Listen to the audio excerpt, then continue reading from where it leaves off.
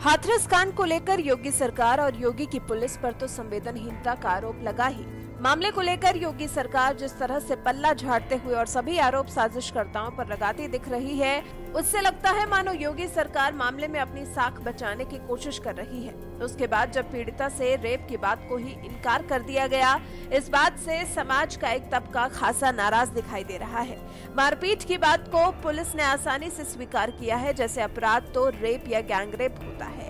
वो मारपीट जिसने पीड़िता को लाकर मौत के मुहाने पर खड़ा कर दिया, उसके बाद थोड़े से ही दिन सरवाइव करने के बाद पीड़िता ने दम तोड़ दिया, उस पर योगी सरकार और योगी की पुलिस की कार्यशैली सवालों के घेरे में जरूर आ गई। ऐसे में अब केंद्रीय गृह मंत्रालय की तरफ से एक एडवाइजरी जारी की गई है। मिनिस्ट्री ऑफ होम अफेयर्स की तरफ से एडवाइजरी जारी की गई है, जिसमें साफ लिखा है कि उत्तर प्रदेश के हाथरस कांड में पुलिस ने गैंगरेप की बात से साफ इनकार किया, वो भी तब जब पीड़िता मजिस्ट्रेट के सामने मरते वक्त बयान दे चुकी थी। एमएचए ने कहा कि ऐसे मामलों में मरने से ठीक पहले दिए बयान को इस आधार पर खारिज नहीं किया जा सकता कि वो मजिस्ट्रेट के सामने दर्ज हुआ या नहीं। केंद्र ने कहा है कि रेप के मामलों की जांच 2 महीने में पूरी हो जानी चाहिए। एफआईआर दर्ज करने में जिस तरह से पुलिस हीला हवाली करती है, उसे तत्काल बंद करने के निर्देश दिए गए हैं। एमएचए ने जो एडवाइजरी जारी की है, उसमें साफ कहा गया है, अगर संबंधित थाना क्षेत्र का मामला नहीं है तो भी 0 एफआईआर दर्ज कराई जा सकती है। पीड़िता के मरते वक्त दिए बयान पर जोर देते हुए एडवाइजरी में सुप्रीम कोर्ट के आदेश का भी हवाला दिया गया है।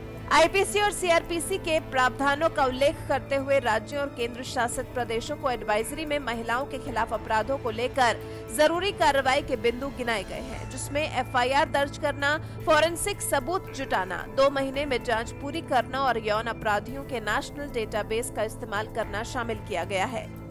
जारी एडवाइजरी की अगर बड़ी बातों पर गौर करें तो संज्ञेय अपराध की स्थिति में एफआईआर दर्ज करना अनिवार्य है। कानून में 0 एफआईआर का भी प्रावधान है। आईपीसी की धारा 166 AC के तहत एफआईआर दर्ज न करने पर अधिकारी को सजा का प्रावधान है।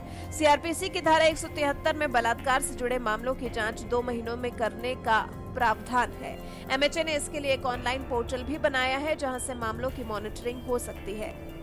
सीआरपीसी के सेक्शन 164A के मुताबिक बलात्कार या यौन शोषण के मामले की सूचना मिलने पर 24 घंटे के अंदर ही अंदर पीड़िता की सहमति से एक रजिस्टर्ड मेडिकल प्रैक्टिशनर मेडिकल जांच करेगा।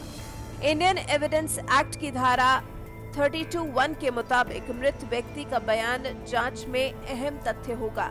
यह बयान किसी भी परिस्थिति में दर्ज किया गया हो सकता है।